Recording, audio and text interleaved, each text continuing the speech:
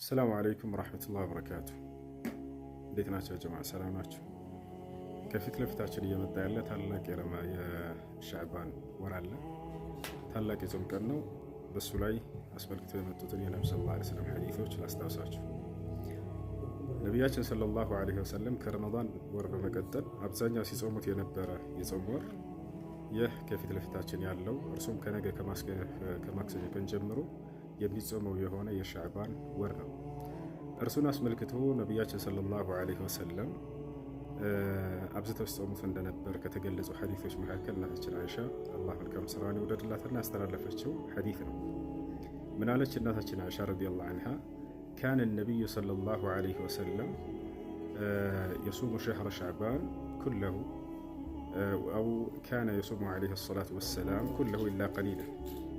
የአላህ መልክተኛ ነቢዩ ሰለላሁ ዐለይሂ ወሰለም የሻዕባንን ወር ጥቂት ሲቀር ሁሉንም ይጾሙት ነበር ብላ ተናግራለች።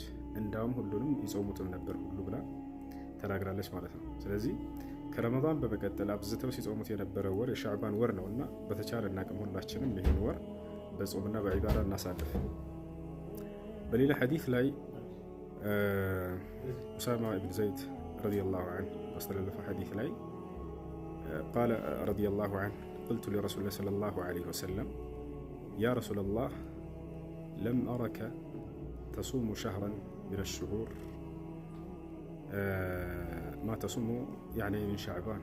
አንቱ የአላህ መልእክተኛ ሆይ ከወራቶች ሁሉ ከረመዳን በመቀጠል አብዝተህ የምትጾመው ወር እንደ ሻዕባን አይነት ወር አላየሁም አላቸው።